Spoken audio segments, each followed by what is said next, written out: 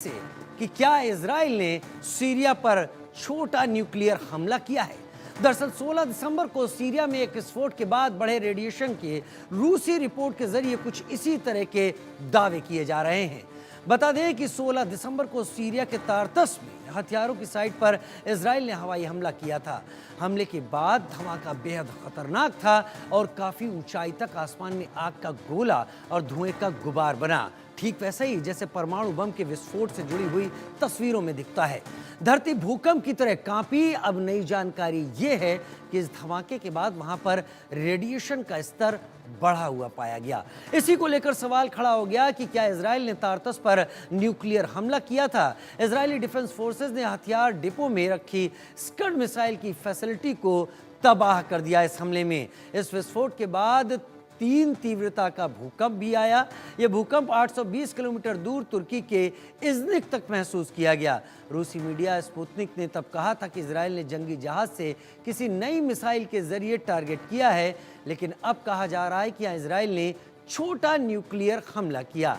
सवाल ये कि क्या पुतिन इस हमले का न्यूक्लियर तरह से जवाब देंगे? क्या अब युद्ध में परमाणु बमों की एंट्री हो चुकी है?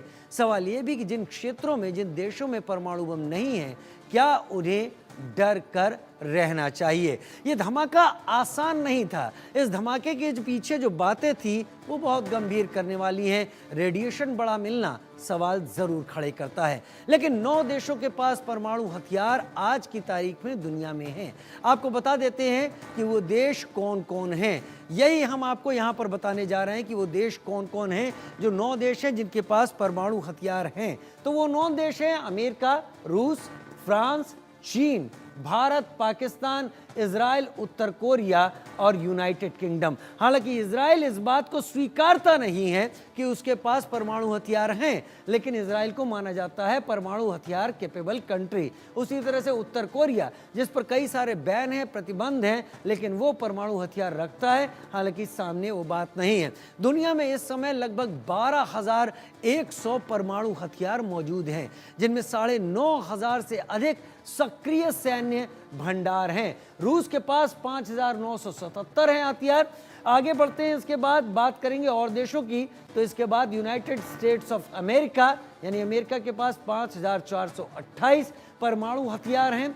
इसके बाद चीन की बात करते हैं, जो इस वक्त दुनिया में चौधरी बनने की कोशिश करता है। 350 के करीब परमाणु हथियार इसके पास हैं और आज के परमाणु हथियार कहीं ज़्यादा विनाशक हैं, जैसे हिरोशिमा नागासाकी पर गिरे थे। फ्रांस के पास 290 परमाणु हथियार बताए जाते हैं।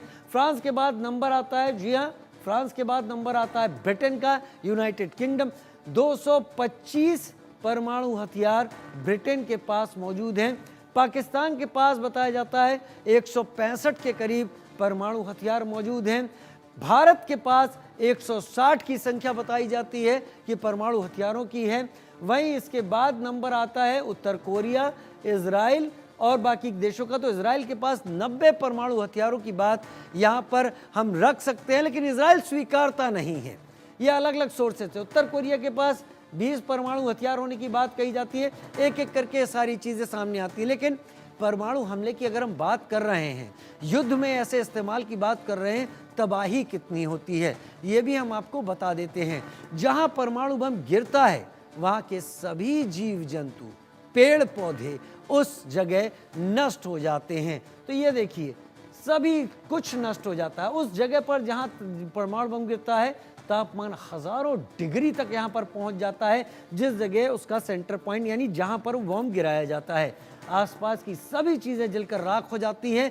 1 से 2 किलोमीटर के एरिया में तो चीज़ें पिघल जाती हैं, ऐसा कहा जाता है। लेकिन कई किलोमीटर दूर तक के इलाके में गंभीर रेडिएशन फैल जाता है, जिससे कैंसर, डीएनए में बदलाव, गंभीर चोटें, ये सारी चीज़ें सामने आती हैं। लेकिन इसके साथ अंग भंग यानी शरीर के जो अंग हैं वो अलग हो जाना, विकलांगता की बीमारियां, चर्म रोग, स्किन से जुड़ी हुई जलन की समस्या, सालों तक इसका असर होता है। मानवता और पर्यावरण सालों तक उस इलाके की भूमि बंजर हो जाती है। मिट्टी, पानी और हवा इस इलाके में प्रदूषित हो जाते हैं। मैं अगर कह रहा हूं आपसे सालों तक इसका असर होता है, तो ये समझिए कि जो जेनरेशंस होती हैं उन पर भी इसका असर पड़ता है। निपुण आलम बयान मेरे साथ विदेश मामलों के जानकार के तौर पर इस वक्त जुड़ रहे हैं।